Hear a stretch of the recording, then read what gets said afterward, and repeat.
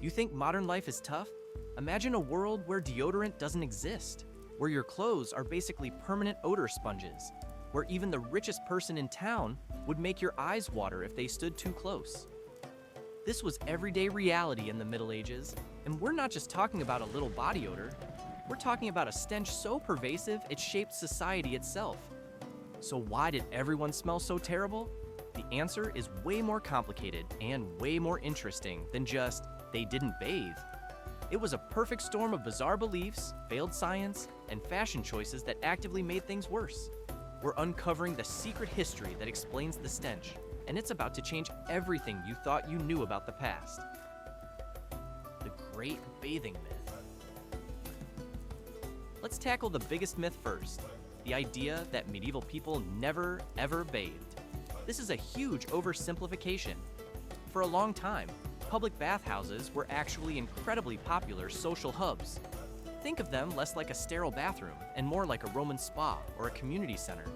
People went to bathe, sure, but also to socialize, conduct business, and even have a meal. These places were a normal part of life in many towns. So what changed? Why did these bustling bathhouses start to disappear? It came down to two major factors: religion and disease. The church began to view public bathing with deep suspicion. They saw it as a place of immorality and sin, where naked bodies mingled a little too freely. Bathing for pleasure, rather than just for cleanliness, was increasingly frowned upon as a vain and potentially sinful act. But the real nail in the coffin for public baths was the Black Death.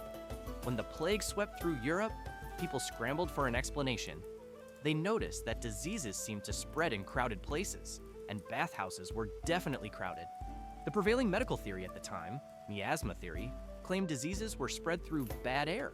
So, the logic followed. Opening your pores with hot water and steam in a public place made you more vulnerable to breathing in that bad, diseased air. It was a terrifying thought. Combine that fear with the church's moral objections, and you have a recipe for the rapid decline of public bathing. This didn't mean people stopped washing entirely. The wealthy might have a wooden tub brought to their chambers for a bath, but this was a major production, requiring servants to haul and heat vast amounts of water. For the average person, washing was more likely a quick splash of water on the face and hands. Full-body immersion became rare, especially in public. But losing regular access to baths was only the beginning of the problem. The real issues were woven into the very fabric of their lives, literally. What they actually wore. If you thought their bathing habits were bad, wait until you hear about their clothes. The number one fabric for most people was wool, and wool, as anyone who's owned a wool sweater knows, is an absolute magnet for smells. It absorbs sweat and oils and holds onto them permanently. There was no delicate cycle or special detergents.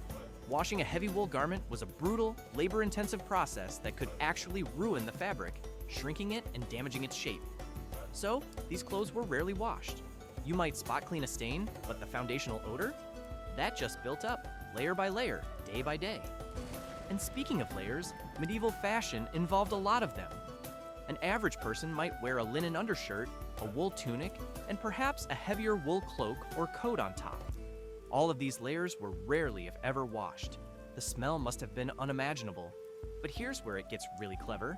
They had a secret weapon against the stench, and it wasn't what you'd think. The wealthy had a hygiene hack, the linen shirt. They would wear a thin linen shirt directly against their skin, underneath all their fancy, unwashable wool garments. The idea was that linen, unlike wool, could be washed more easily. It was believed that linen absorbed the body's impurities, so by washing the linen shirt, you were essentially cleaning yourself. This hidden layer was their primary defense. It didn't eliminate the smell, but it helped manage it. You'd wash your linen undershirt relatively regularly, while your expensive outer wool garments might go years without a proper cleaning. Of course, all this funk led to the rise of another invention, perfume. But medieval perfume wasn't used like it is today. It wasn't a light, pleasant fragrance meant to complement your natural scent. It was a weapon. Perfumes were heavy, potent concoctions of musk, ambergris, and strong herbs designed to do one thing: overpower the stench. They were a mask, not a solution. You'd carry a pomander, a ball filled with fragrant herbs and spices, to hold under your nose when the smells of the street or even the people around you became too much to bear. It was like carrying your own personal air freshener. But the problems didn't stop at the skin and the clothes. What they were putting on their bodies, in an attempt to be clean, often made the situation so much worse. The medieval medicine cabinet. Now, you might be thinking, okay, but they must have had some idea about basic hygiene, right? They did, and that's where things get even wilder. Some of their clean practices were actively making them smell worse. Take shaving, for example. In an effort to be clean-shaven and avoid lice, both men and women would shave their body hair. But without modern razors or soothing aftershaves, this led to constant skin irritation, nicks, and infections. Open sores, plus layers of unwashed wool, that's a recipe for a very specific and very unpleasant kind of odor. And then there were the deodorants. Forget aluminum and fresh scents. We're talking about truly bizarre and dangerous concoctions. Some recipes called for rubbing the armpits with pumice stone to scrape away the smell. Others involved mixtures containing mercury or even arsenic. Yes, you heard that right. They were using known poisons in a desperate attempt to kill the bacteria causing the odor, completely unaware they were slowly poisoning themselves in the process. It was a case of the cure being worse than the disease. This all ties back to the miasma theory we mentioned earlier. Since they believed bad smells were the disease, not a symptom, there was no urgent need to eliminate body odor itself. If everyone smelled, then the smell was just a normal part of the environment. Focus was on avoiding the really foul, concentrated miasmas, like those from rotting garbage or open sewers, not the general background stench of humanity. This flawed scientific understanding meant that personal body odor was simply not a priority. And speaking of those open sewers, let's talk about waste disposal. In cities, chamber pots were routinely emptied out of windows into the streets below. You'd shout "Gardy-loo" as a warning before dumping. Streets were often flowing rivers of filth, combining human waste, animal dung, and rotting food. Even inside homes, the concept of waste management was primitive.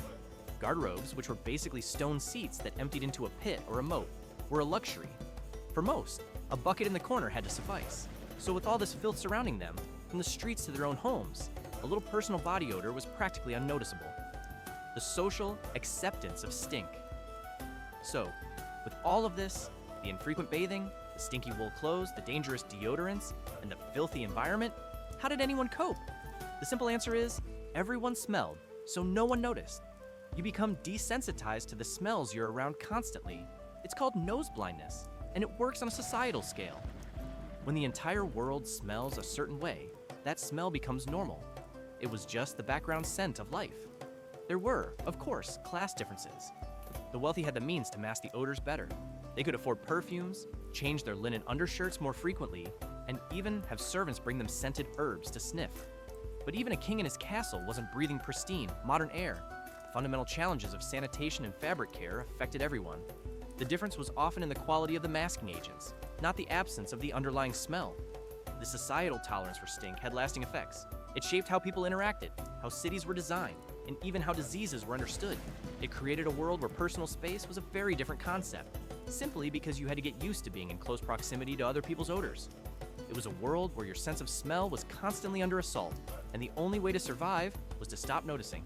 So medieval smell wasn't about laziness. It was a perfect storm of belief, fashion, and failed science. If this deep dive into the past surprised you, hit that like button and share it with a friend who needs a history lesson. Subscribe to Time Travesty so you don't miss our next look at the secrets they never taught you in school.